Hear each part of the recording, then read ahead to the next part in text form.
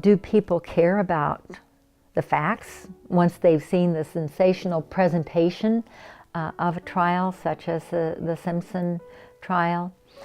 It's very difficult to change people's perception. I'll tell you a story about a judge in Arizona who at one time was the Chief Justice of the Supreme Court. He had retired when I met him. He spoke to a conference of court information officers, and he was talking about NBC, I believe was the network, wanting to do a story on jurors and a jury, wanted to follow a jury from selection all the way through deliberations. Deliberations are done in private.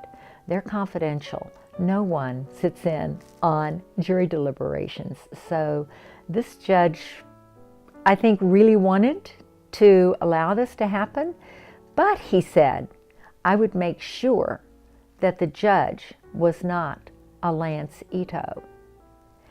And I was surprised to hear him say that, not because Judge Ito didn't have a public image at that point of not having handled that trial well, but that a judge, number one, would have that perception when the judge had never been in the courtroom, had never read the transcript, had never talked to the presiding judge in that case, Lance Ito. His total perception was formed by what he saw on television and what he read in print. So I asked him after his remarks, we had a break, and I asked him why he said that. And he said, well, because, he just completely lost control. And I asked how he formed his opinion on that. Well, it was on TV. You could see it right there. And I asked him specific questions about in what way he thought Judge Ito had lost control or did not manage the trial well. He pointed out a couple of examples.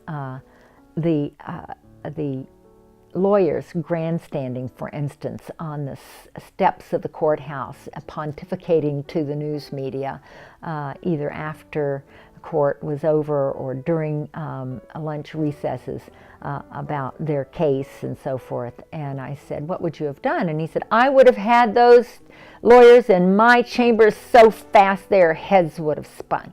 And I said, well, Judge Ito did. And he said, really? And he says, well, I tell you, I would have fined them, I would have sanctioned them. And I said, Judge Ito did. In fact, the Simpson trial, the criminal trial, was the most heavily fined trial with regard to the lawyers of any in the state's history up to that point. Oh, well, I didn't know that. And so many of the things that he pointed out, I said, well, Judge Ito did that. And he said, oh, well, I didn't know that. And it turned out that all he knew was what he saw on television. It was not what the facts were. And afterwards, after our conversation, he says, well, I still think he did a bad job. I mean, he just was not going to accept anything other than what he saw on TV as being fact. And I thought, well, if someone who was a Supreme Court justice in a state can't be convinced, I guess nobody can.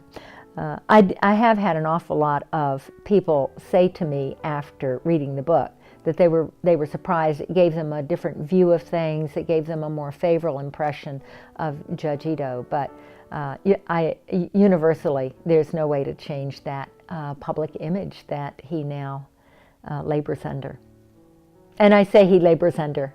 If I may, I would like to say a couple of words about how Judge Ito has responded to all of the criticism and the public reaction to him presiding over that trial.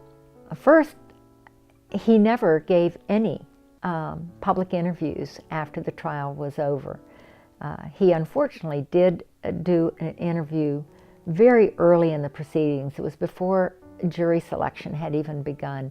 And the interview was to focus on an exhibit at the Japanese Historical Museum in Los Angeles, and the exhibit was the recreation of Heart Mountain, Wyoming Japanese internment camp during World War II.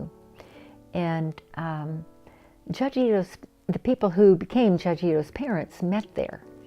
They were both interned in that camp. And he had very strong feelings about the treatment of people of Japanese heritage during World War II. So he was really torn about whether or not he was asked to do an interview by a CBS affiliate news reporter, and he asked me my opinion, and I said, don't do it. No matter what you say, no matter what you do, you lose control once the interview is over, and you have no idea how it will be used. And his good intentions, unfortunately, overcame my advice. He has always said that that was the biggest mistake he's made in that trial, was not listening to me about that. But he did do the interview, and yes, it was construed. He was criticized. He was ridiculed.